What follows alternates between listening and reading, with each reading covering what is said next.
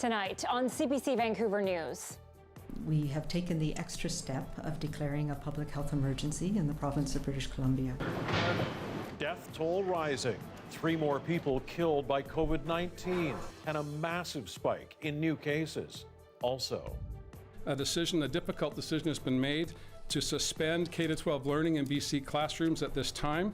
Closing classrooms. So how long could students be away from school? And so basically the roadblock has been that there are absolutely 0 flights. Losing hope. Insane. Stranded in Morocco. British Columbians say the Canadian government isn't helping. This is CBC Vancouver News.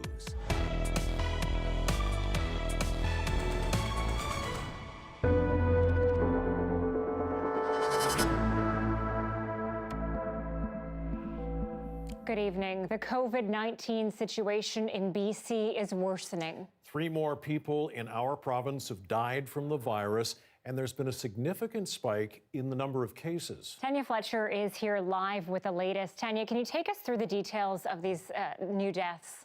Yeah, Anita, so 2 of the 3 deaths now in the past 24 hours are again connected to the outbreak at the Lynn Valley Care Centre in North Vancouver. The other fatality is an elderly man in the Fraser Valley. He was in his 80s and died in the hospital yesterday. Now, as for the new cases, we have seen a huge jump. 83 announced today, and they cover every health region in BC. We now have a total of 186 cases province-wide. 116 are in the Vancouver Coastal Health Region, 47 in the Fraser Health Region, 12 are on Vancouver Island now. 7 are in the Interior Health Region and 4 are in the Northern Health Region. Now, while today we saw a significant spike in cases, Dr. Bonnie Henry says that's largely reflective of the increase in testing. We've had a dramatic increase in numbers of people going for testing and numbers of people being tested, as well as expansion of testing to 5 different sites in the province, and more are coming on board. Now, she adds there's a backlog of presumptive cases still waiting to officially be confirmed, so we'll likely see more big increases in the next few days.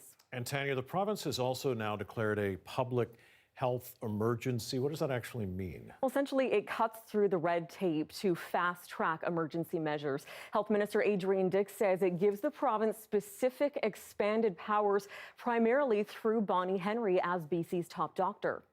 It means that the provincial health officer can issue verbal orders. We just heard some, with immediate effect. The provincial health officer can authorize health officers to perform their duties anywhere in the province, beyond the health authorities, the regions they work in. So the provincial health officer can also compel any and all peace officers to enforce her verbal orders. Now, it also means that he, Adrian Dix, as BC's health minister, can amend regulations without cabinet consent, and he can make changes to the Public Health Act without consent of the legislature. Anita, Mike. Tanya Fletcher live tonight. Thanks. All right, one lingering question about the COVID crisis was finally answered today. Elementary and secondary school students will not be going back to their classrooms after spring break. And as Andrea Ross reports, it's not clear when BC schools might reopen. They're directing all schools to immediately suspend in-class instruction until further notice. Classes canceled for more than 500,000 BC students K-12. I want to reassure parents and students, every student will receive a final mark. All students who are on track to move to the next grade in the fall will do so. For grades 10 and 11 students, graduation assessments will be postponed. But all grade 12 students eligible to graduate will. And how are students feeling about the province's latest measure to contain the spread of coronavirus? Obviously, I was kind of excited because I get an extended vacation, of course. Sophie Taylor is a grade 11 student in Vancouver, one of many with anxiety about what this means for her future. Especially for grade 11 going into university, since this is definitely when they're looking at grades, trying to figure it out. This is definitely where we need to push. So it's pretty scary for me, actually. The move is also leaving some parents scrambling. This is pretty uncharted territory. Coquitlam's Richard Place is able to stay home with his 11-year-old daughter, but he knows that's not the case for everyone. While school-based daycares are set to stay open to provide childcare for essential workers, Place worries there won't be enough spots for the parents in need. I don't know where the government thinks these childcare spaces are going to pop up from because they're already thin enough. The BC Teachers Federation says teachers will be returning to classes after spring break, but this is what classes could look like for students in the coming weeks or months. Online classes are one of the things the province is looking at to keep students on track. Despite the uncertainty ahead, Taylor thinks suspending school was the right call. I'm very happy that they did, just for our own health and safety, of course. You know, there's hundreds of kids in our school each day. You know, it's a good precaution that they definitely took, and so I'm happy about that. Andrea Ross, CBC News, Vancouver. And travelers arriving at YVR tonight are facing increased monitoring and messaging. The changes follow intense criticism that communication and screening at the airport were too lax amidst the growing pandemic. Our Belle Puri is live again at the airport tonight. Belle, you were there last night. How different are things looking there this evening? Well, today we have a few answers from the president of the airport authority. Craig Richmond maintains that there is a lot of signage, there are a lot of pamphlets being distributed. As well, there are additional CBSA officers, he says, are intercepting passengers at 2 different spots as they make their way through customs and immigration. That said, he acknowledges that there have been frustrations over screening. For a couple of days, there was a discord between what the public health officers of BC were saying and federally. That has since yesterday been resolved, and now everybody's getting, I would say, blanketed with information, as much signage as they can take getting off a long flight, saying that you need to self-isolate if you were outside Canada. Okay, Belle, what are passengers telling you about this ramped up screening? Well, for most of the day, the majority of travelers coming through here have been Canadians coming home. And some of them have stories about how they experience much more advanced screening in other countries, particularly in Asia. But overall, in general, from earlier this week, there are fewer concerns from travelers. We're very surprised that there is no thermal scans or anything. We went through Singapore, and just walking through, they had things set up all over the place. And they just asked us to be careful and stay home, and that's it. Oh yeah, you know, you're gonna stay self-isolated for 14 days and all that good stuff. And not everyone is coming home to Canada to be safe. We met one man today who left for China because he doesn't feel safe here. He feels that social distancing over a few weeks isn't going to be enough. We're not properly addressing the problem, which would be a full lockdown quarantine, regulated like they did in Wuhan or something. I'm sorry, that's like a nightmare for some people, but get it over with, 2 to 3 weeks, and it'll be done. We won't have virus, and then we should maintain a strong border. Now, there are going to be any changes in procedures here at the airport. If there is going to be thermal screening or temperature screening, any directives like that have to come from Ottawa. All right, Belle Puri live at YVR tonight. Thanks. Right now, many British Columbians are trapped abroad, scrambling to find a way back to Canada. And they've been told by the federal government to get home now because it may become even harder to do so in the coming days. That's already proving difficult for many with flight cancellations and border closures. North Vancouver's Veronica Singer is stuck in Morocco with a group of women. She joins us now. Veronica, what kind of roadblocks are you running into trying to get back home? Basically, the roadblocks are that there are no flights available at all. We thought we had a flight finally today out to the UK at least. That was scheduled for the 23rd, but now we're told we have to leave this country by the 19th. So basically the roadblock has been that there are absolutely 0 flights. Air Canada stopped running their direct flight from Casablanca to Montreal, and then everything else is just being canceled. Every single day, everyone, you get another cancellation notice. Okay, and I know you're doing everything you can to try and get out of there. So you've contacted the Canadian government. What are you hearing? Absolutely nothing. 0. We're getting just these, automatic nothing responses. They're saying, call the embassy in Rabat. The embassy in Rabat is closed. they say call the Global Affairs Canada SOS line. Well, you can't even get through to that SOS line. They drop the calls immediately. When you email them, they just send you some, form nothing email talking about COVID. No kidding. I have my own MP just like, oh, it sounds like you're in a bit of trouble. No kidding. So we have been writing and writing and writing, and there is one MP, I have to say, he's not mine, but he's my mom's, Terry Beach, who is trying to help, but his information is not accurate, because he's not on the ground. So, he's telling us there are 4 carriers that are flying out of Marrakesh. That is true, but there are no flights on them. We have a travel agent, working for us, trying to get these flights, and they just are not available. So you have the government telling us, everybody should email, should call, and they'll be able to get help, but that's not working for you. What's your biggest concern right now being stuck there? I guess the biggest concern is that, on top of not knowing, how long we're stuck here, but if this virus hits this country, we're toast. The healthcare system, this is a lovely country, but the healthcare system is not like Canada. And, people are freaking out already. And if this thing goes, big in this country, we're thinking this is life-threatening. And I wrote to the Prime Minister and I told him that, but of course you don't get an answer when you write to the Prime Minister. All right, Veronica Singer from North Vancouver. She's been in Morocco since the beginning of March, struggling to find a way back to BC. Thank you, Veronica, and good luck. Thank you so much. And to help Canadians like Veronica, emergency loans of up to $5,000 are now being offered by the federal government for those who are trying to get flights. We will make measures available through Global Affairs Canada, loans and supports. We're working with airlines to try and make sure that as many Canadians as possible, as many Canadians as want to, can come home.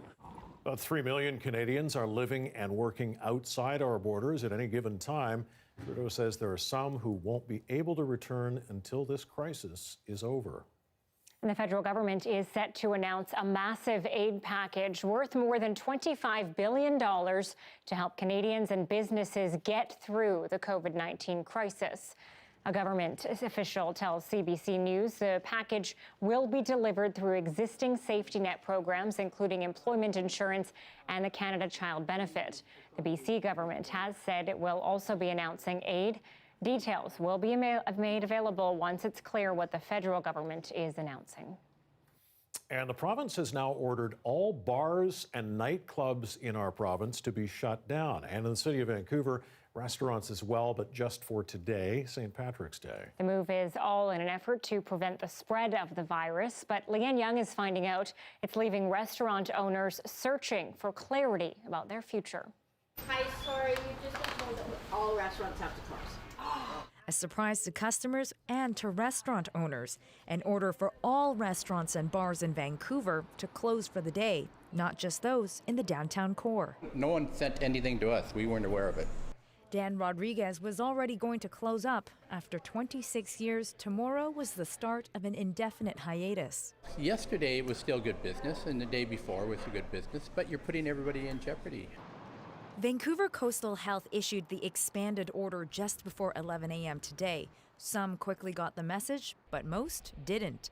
And we're still banking on tonight's St. Paddy's Day celebrations. Exactly what the city was looking to prevent in the age of social distancing. So when we talk about 1 to 2 meters, we've been talking about arm's length, so fingertip to fingertip, and that's a good measure for people to think about. This afternoon, Dr. Bonnie Henry issued another order forcing bars and nightclubs to close indefinitely.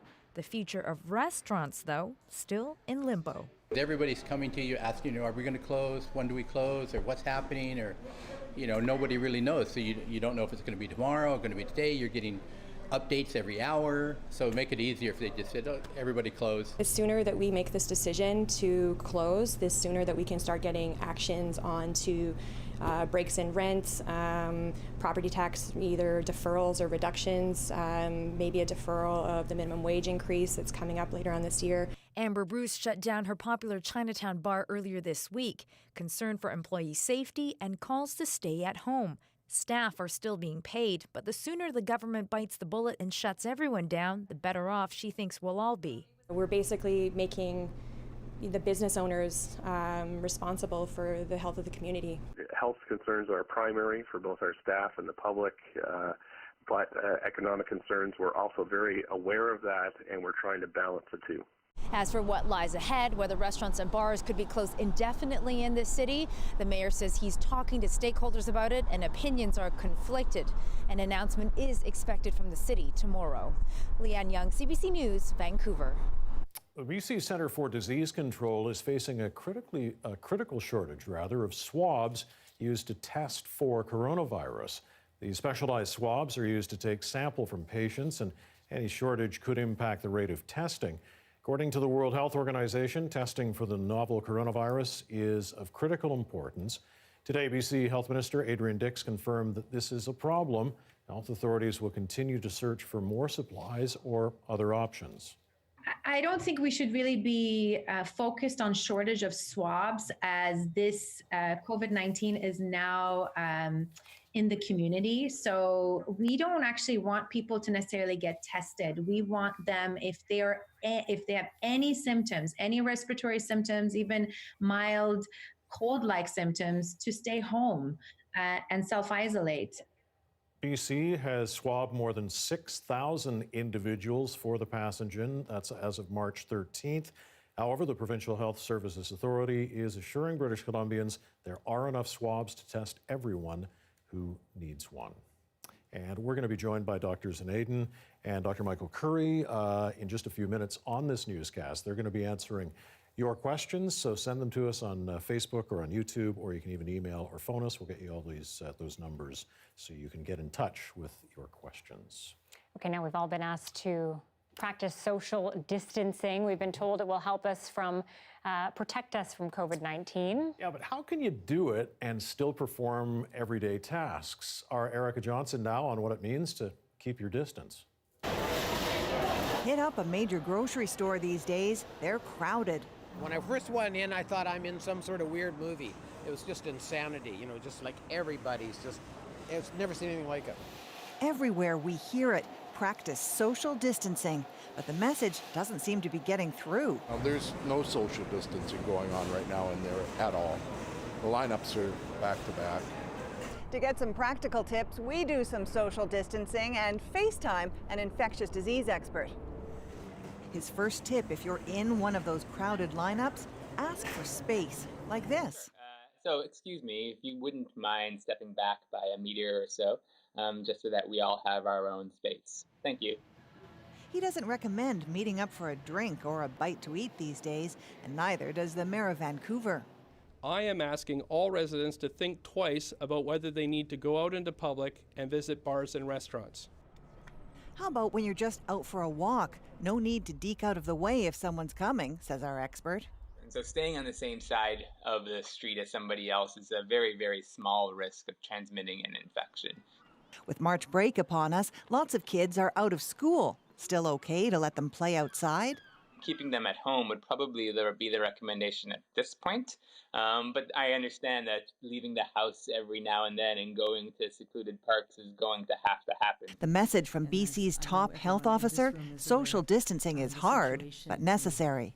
This is what we need to do in our community to keep people safe, to keep our families safe, and to stop this virus from having the impact that we've seen in many other countries around the world. Health experts hope the social distancing message will take hold, so questions like this prompt a different answer. You worried about how close everyone is together in there? No. Erica Johnson, CBC News, Vancouver. Okay, and a reminder, you can watch this newscast live on CBC Gem. The free app is also where you can find other CBC programs. And CBC Vancouver is also on Facebook and YouTube and Instagram. And coming up in our next block, the live Q&A. So stick with us. Coming up, we've got two doctors. There they are right there to answer your COVID-19 questions. Call the number at the bottom of your screen or send us an email. You can also send us your questions on Facebook, YouTube, or Twitter. That's coming up right after the TV commercial break.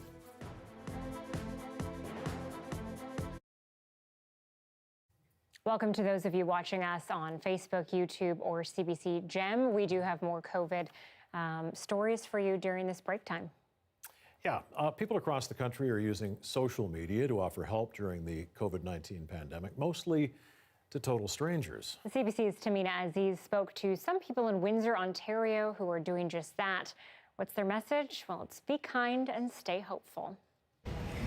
One left. You might have noticed some grocery aisles have emptied out. Mark Jones did too, which inspired him to launch a Facebook group aimed at helping seniors get their hands on basic items. A lot of the elderly especially are very frightened and they can't get supplies. A lot of people have hoarded products, maybe from their own fear or what have you, but the necessities like toilet paper, toiletries, cleansers, hygiene products. We're even seeing a lack of baby food now. Right now, the group is self-funded. Jones and other members are purchasing items out of their own pockets. They sanitize and drop them off at people's homes without direct contact. He says so far they've helped more than 30. When I put this page out and so many people have offered to help now, it's really made me feel that our community is fantastic. It's absolutely fantastic. Another group that's getting a lot of traction is Caremongering Windsor Essex, inspired by similar groups in London and Toronto, a place to share useful information and resources, and they can also make requests for support. I'm hoping that by sharing resources and showing up for one another, we can spread the story of love and hope in Windsor throughout this. The group launched just a few days ago. Today, they're already at 700 members. It shows me that we aren't in this alone. Even though we are in our houses, we may not be able to see as many people out and about. We live in a day and age where social media can meet that need. Despite shelves running empty, one thing the city doesn't seem to run out of is generosity from strangers. Tamina Aziz, CBC News, Windsor. Lots of great stories like this one locally. And Prime Minister, Dr. Bonnie Henry, Dr. Adrian Dix, they're all saying the same thing, reminding people to help each other. Exactly. Be kind, help each other out. We're still in the TV commercial break for just 45 seconds or so, but we are going to be taking your questions right after the TV commercial break, joined by two medical experts, two doctors who will be answering any questions. We're already getting quite a few in here right now. So. And all you have to do is message on Facebook, Twitter, YouTube, or you can use the phone number on your screen, 604-662-6801. We'll try to get through as many of your questions as we possibly can. See you in just a sec.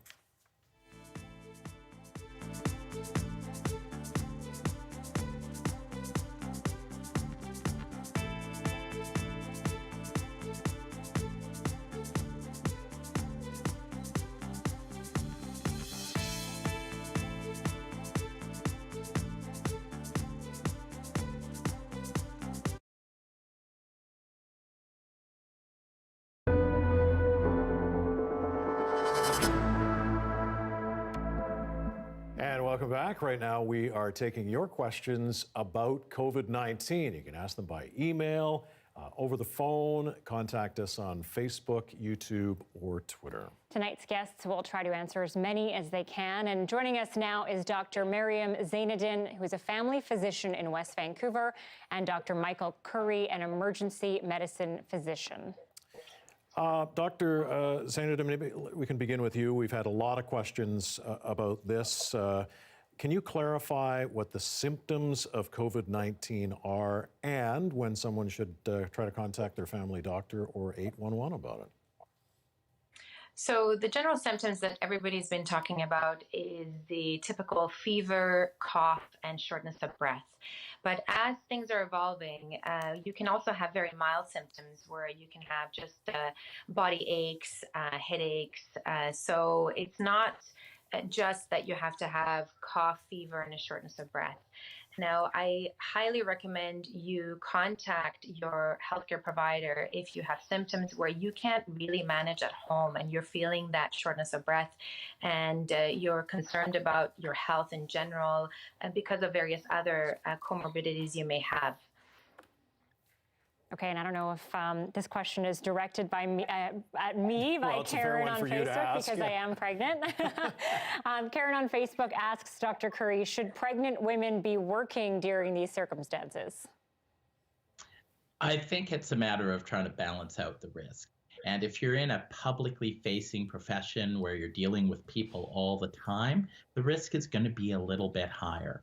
However, if you're in sort of a more controlled office type environment, I think the risk in that case should be a little bit lower. There has been some data that's come out from China saying that transmission of the virus to women who are pregnant, it doesn't occur to the fetus, but the woman who is pregnant is, of course, vulnerable herself, and pregnancy does downregulate or make your immune system less effective. So theoretically, pregnant women may be at a higher risk, but I think deciding on what to do depends on the environment and how much contact you have with the public. Okay, Dr. Zainudin, let's ask you a question from Sophia over email. If she has some symptoms, but not all of them, you talked about the symptoms earlier, how worried should she be?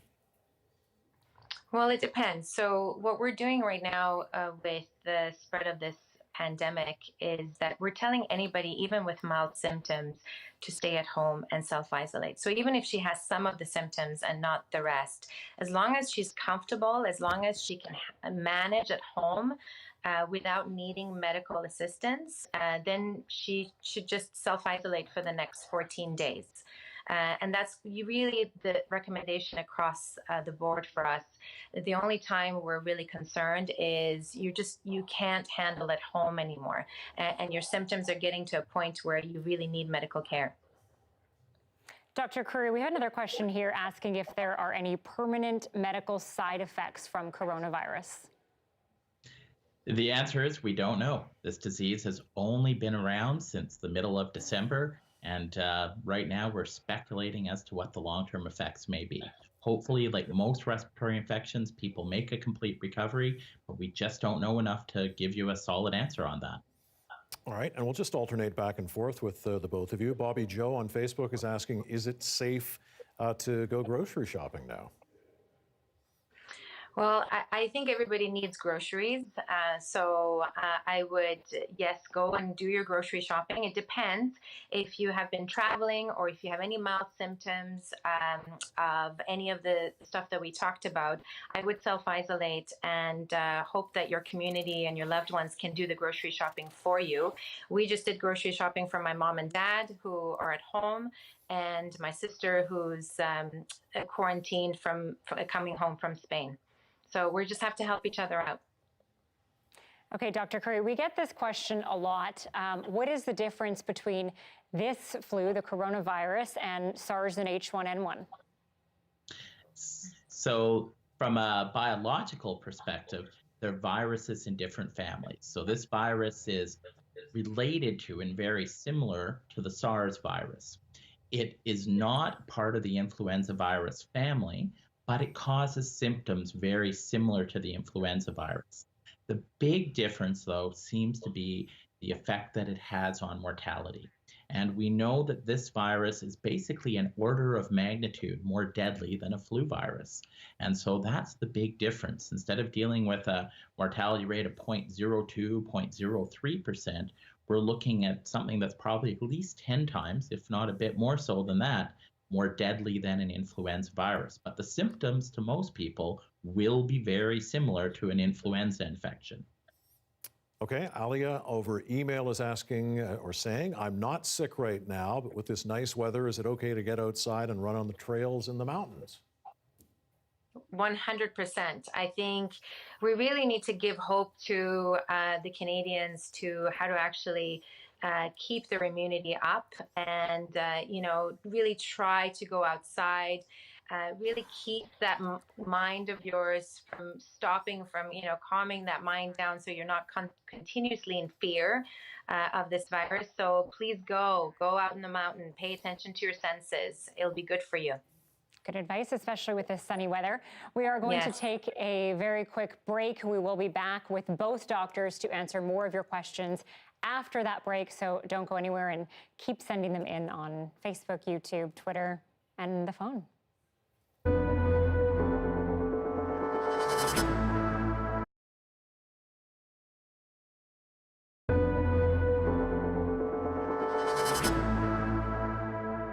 Behind the eerie scenes of empty streets, restaurants, and bars, people who suddenly have no idea how they'll pay the bills. Depending on how long it goes, I might be in a pretty tight spot. The scope of the problem is immense. Hundreds of thousands of people on low incomes who can't work from home, with no sick leave or benefits, who can't even collect employment insurance. As it's set up right now, the vast majority of people don't qualify for EI because they don't have enough hours.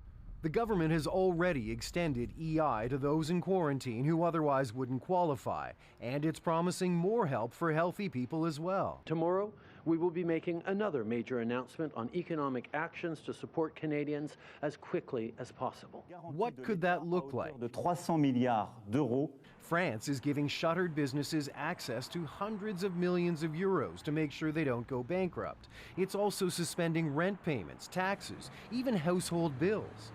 In Canada, economists say the government should start with income replacement, especially for those who need it the most. The most effective way to ensure that those people can keep consuming and keep about the economic activity that they would normally have in place is to put cash in their hands. It is sorely needed. I have been paying my taxes. I have been contributing in social programs. Why can't the government help me out? It can, the government says, and it will. The question is how. Aaron Saltzman, CBC News, Toronto. A post claiming a cure for coronavirus. Garlic is the cure. For now, there is no cure for coronavirus. This is just one piece of information the social media lab at Ryerson University is tracking. The conversation around the virus is global. The World Health Organization calls it an infodemic. When, for example, SARS was around, we didn't really experience this infodemic, the avalanche of misinformation at the time. Canadians were not as connected at the time. So as a result, we don't really have a proper idea and strategies. How do we deal with misinformation as a society? Ryerson and Royal Roads University in Victoria have been awarded a federal grant worth nearly $500,000 to study COVID-19 misinformation. They're trying to develop strategies to fight it. They're also creating a tool using fact-checking databases to link to actual messages of misinformation in real time. It's expected to be available to the public later this week. We believe that it's quite important to highlight those cases so that people get used to seeing what is fake. Nova Scotia's health minister says his name was used to spread disinformation.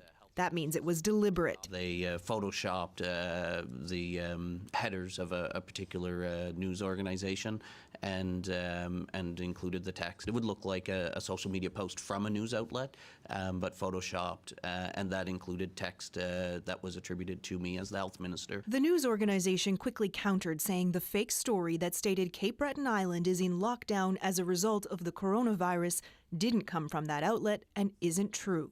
This looks like they're trying to be serious. Okay. Although COVID-19 is evolving rapidly, Gruzd says his research will continue for 2 years, hoping to apply the new knowledge not just to this pandemic, but also to future crises. Kayla Hounsell, CBC News, Halifax.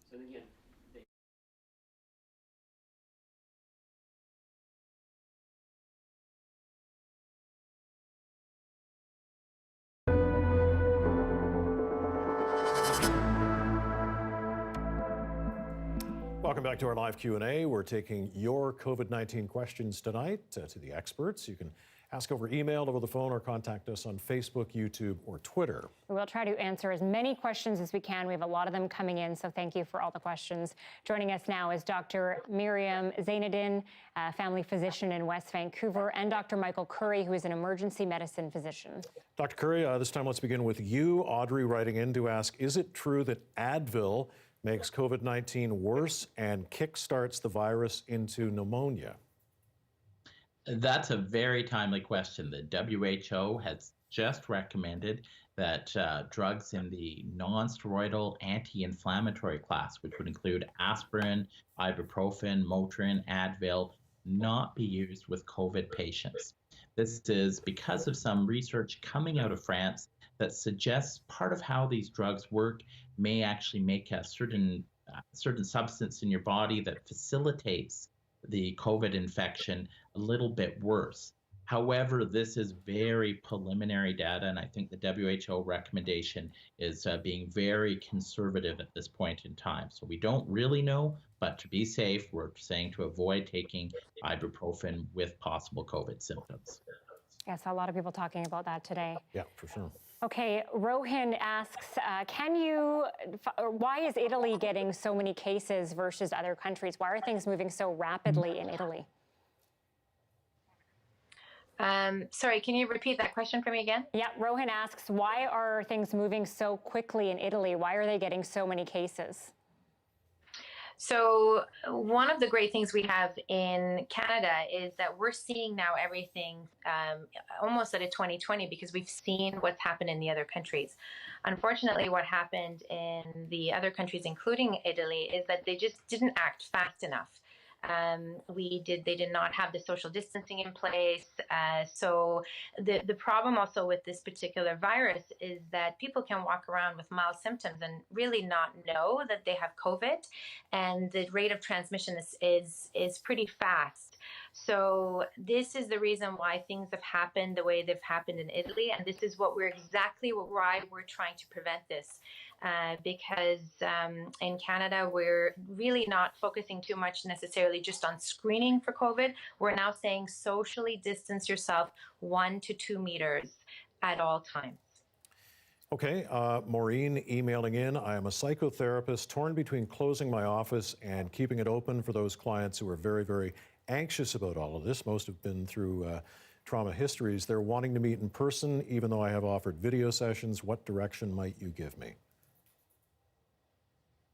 I think probably more than ever, there's a huge demand for psychotherapists and for mental health services right now. This is a stressful event for everybody in our society, and people who already have issues around anxiety or concerns, and especially people in family situations where their family might be affected, really need that mental health support. That being said, I think to try to do it through video connections or through the phone is probably preferable to in-person contact at this point in time. But definitely our mental health system is going to be really taxed because this is a big issue for everybody in our society. Okay, Dr. Zainadin, Donna from Facebook asks, if someone suspects they have COVID-19 or they've had COVID-19, how long will they remain contagious? That's a very good question. We're asking, for instance, all healthcare providers to actually go and get tested to make sure that they're negative before they go back to work. For patients in general, what we're saying is the 14 days incubation time is that. But then after that, the cough can persist for many, many weeks after. And it's not necessarily mean that you're contagious, but you need to be well, you need to be fever-free, and all the flu-like symptoms really have to have left you before you can sort of venture off. And you really need to be in self-isolation minimum those 14 days. Okay, Basil on Facebook is asking, or saying, I'm picking up my mother from YVR on Sunday, not saying where she's coming from, but what precautions should we both take? So I think the big thing is what we're recommending pretty much all the time is try to keep about 1 meter space between yourself and anybody that you're interacting with. Wash your hands frequently. Try to avoid touching common surfaces, and if you do, try to wash your hands afterwards. And also try to avoid touching your face. If you do have a cough or a sneeze, try to cough or sneeze into your elbow. So standard common sense precautions that we're recommending people take at the grocery store apply just as well to people at the airport. All right, thank you to Dr. Zainadin and Dr. Curry. That is all the time we have for questions for tonight. Thank you. We will try again one day to answer your questions if we can. And we'll go to break now. All right, and up next, we're going to go to the downtown east side to hear how people there are coping with the COVID-19 outbreak. Stay with us.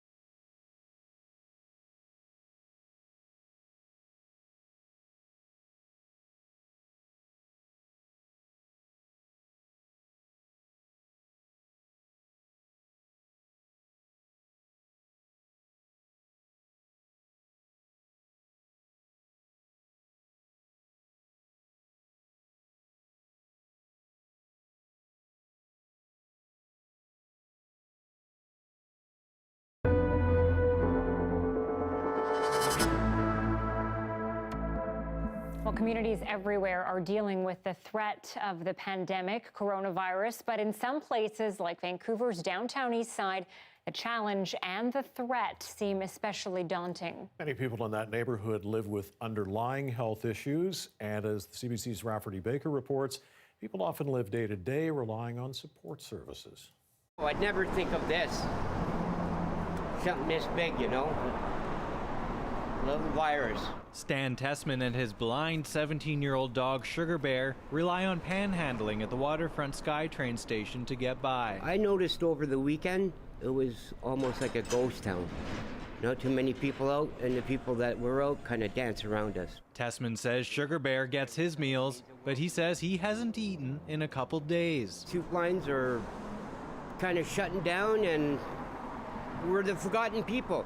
At the Union Gospel Mission, the meal service isn't shutting down, but there are major changes. Starting now, we'll be serving meals to go out the door. We'll also be suspending some non-essential services like our drop-in center. Door handles, services, everything we touch. UGM's pandemic plan includes intensified cleaning of touch points, but the roughly 800 meals per day the organization serves will keep coming. The dining hall will, however, remain empty. We want people to be safe, and this is a really concerning time for everyone, but especially for those who are on the margins and who are from those under-resourced areas. It can be really, really tough. The City of Vancouver has closed libraries, community centers, and rec centers, but kept 3 key social service centers in the neighborhood open.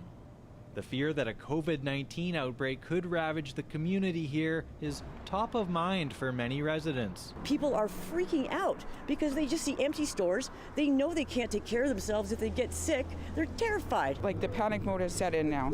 I don't even want to be outside, but I had to be outside today. I've been holding up for six days. I didn't leave my house. I think my germs will kill it off. You couldn't get me sick. Right, baby girl? Here at Oppenheimer Park, where dozens of people are living in tents, there's no soap in the bathroom, and hand sanitizer has a way of disappearing. I think people are pretty lax about what's going on, and I think they should be more vigilant.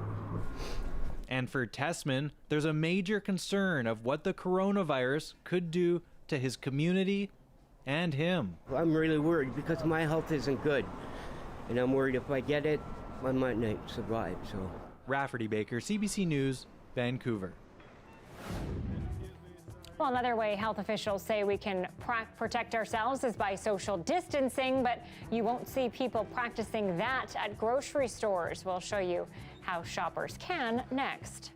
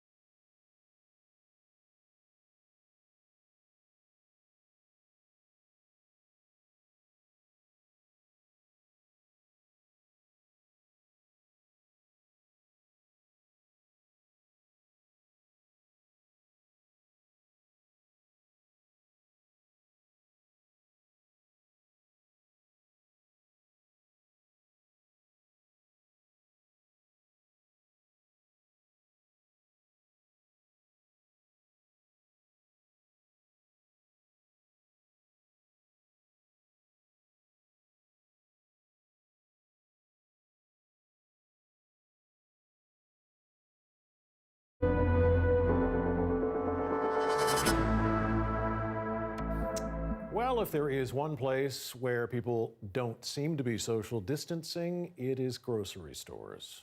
Yes, panicked shoppers are crowding aisles, picking shelves bare, and standing in long checkout lines. Aaron Collins now on what you get, what you need without putting your health at risk. What you need to do to reduce your risk while you're grocery shopping is pretty simple. On your way into the store, remember to wash or sanitize your hands. You might want to think about sanitizing your cart too. When you're shopping, don't touch the produce unless you're buying it, and never touch your face. Remember, try to keep your distance from other shoppers and staff. A meter or 2 is best.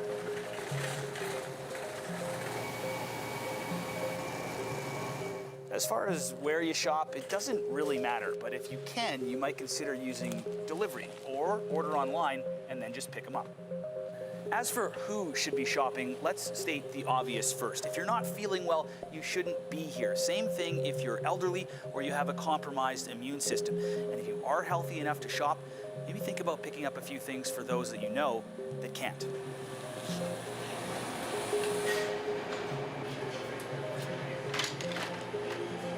As for when you should shop, where possible, aim to avoid peak hours so you can avoid the crowds. Why people are buying so much toilet paper is due to something called panic buying, and it's why there's empty shelves in some places. Now, you definitely don't need to buy all the TP, but you might think about stocking up on any over-the-counter or prescription meds you might need.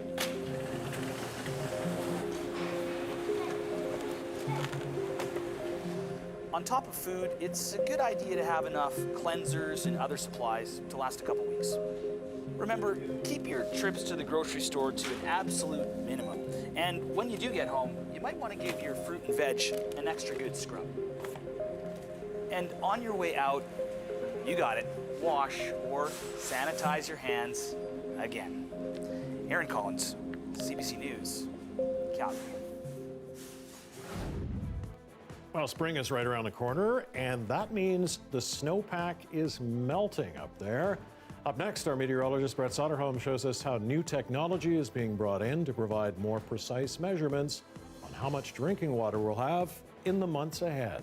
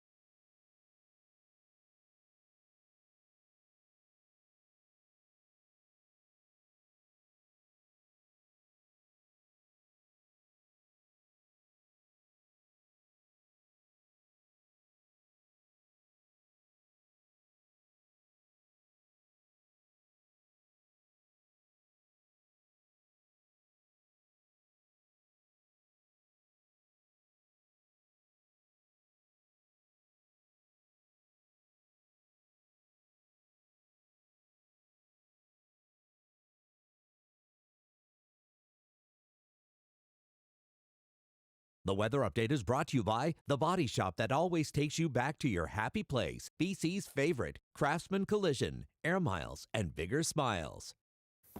Taking a little break from the coronavirus coverage, we've brought in Brett Soderholm to talk about this beautiful sunshine. Yes, no, he's going to talk about snow. And that. Oh, that too. In his snowpack story after the weather, though. Very true. You're going to want to hang on for this because it is some exciting information there for everyone. But definitely, yeah, let's take the moment to reflect on how nice of a day it was. I mean, it started off a little bit cloudy first thing in the morning, but then the sun did come out and then our temperatures really started to rise. Look at this live. 6 p.m. here, we're looking at 15 degrees in Hope and Vancouver, 9 degrees. Now, the maximum that Vancouver got up to today was about 10, but I mentioned Hope a little bit earlier. That coincidentally was one of the hot spots in the country, and I say plural because both Hope and Agassiz getting up to 17.7 degrees today, so feeling very spring-like already across the region. And again, all thanks to this area of high pressure, it's really preventing a lot of rain or snow from falling across the province, and the only area that I can see in the next little while is going to be Haida Gwaii that could just get clipped a little bit with a bit of rain by tomorrow night getting into Thursday. But aside from that,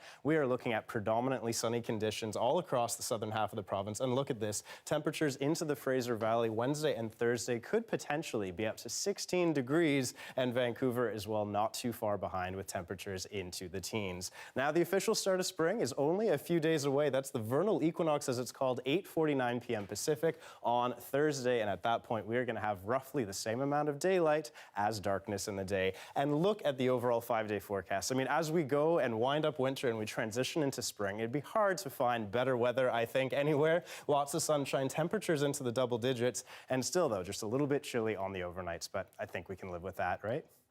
That is a good forecast. And of course, with that great weather on the horizon, that also means the snowpack will be melting soon. And Brett, you got to look at that recently? Yeah, I definitely did. I learned this, that apparently for the past 80 years, Metro Vancouver has been roughly using the same techniques to measure our mountain snowpacks in order to estimate how much drinking water we're going to have available down here in the drier months ahead. Now, gathering that data, it's no walk in the park, but hilariously, that's exactly what it takes. So I trekked up Dog Mountain with a field hydrologist to learn more about snowpack monitoring and how this year the region is going to be doing things just a little differently. Check it out. Yeah, so I thought we could just head down the trail to our Dog Mountain Snow Survey site. After a moderate hike through the forest with kilograms of heavy gear, Metro Vancouver field hydrologist Peter Marshall selects an undisturbed patch of snow off the trail. Yeah, so we can sit up here for... All right. And gets to work. One, two, three. After the tube is put together, it gets shoved into the ground. And the last check we make, let's just try to see if we have any dirt on them. We got some pine needles on the bottom there. So that means we actually did hit the ground. The end result? A core sample of snow. And if it looks good, it gets measured for length and weight. So this scale is... It looks like a fancy, luggage scale that people use. I mean, it pretty much is, isn't it? Understandably, it's not a perfect science, but with some fancy math. We have a core, we weigh that core, and it gives us sort of the weight or the water equivalent of the snowpack. And that means they can determine how much water will eventually be able to melt and fill our reservoirs. Metro Vancouver's drinking water comes from 3 different reservoirs: Capilano, Seymour, and Coquitlam, and they all rely entirely on rainwater and melted snow. Knowing how much snow is stored up there allows us to have a much better idea of how much drinking water is available for us to use down here.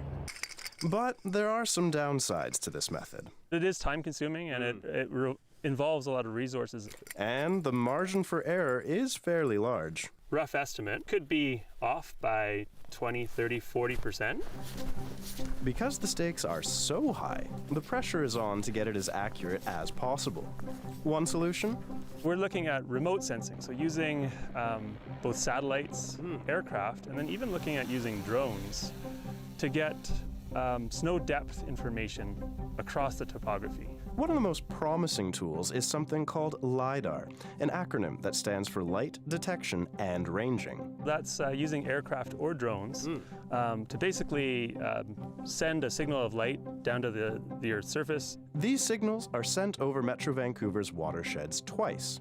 Once in the summer when the mountains are snow-free, and then again in the winter when they're snow-covered.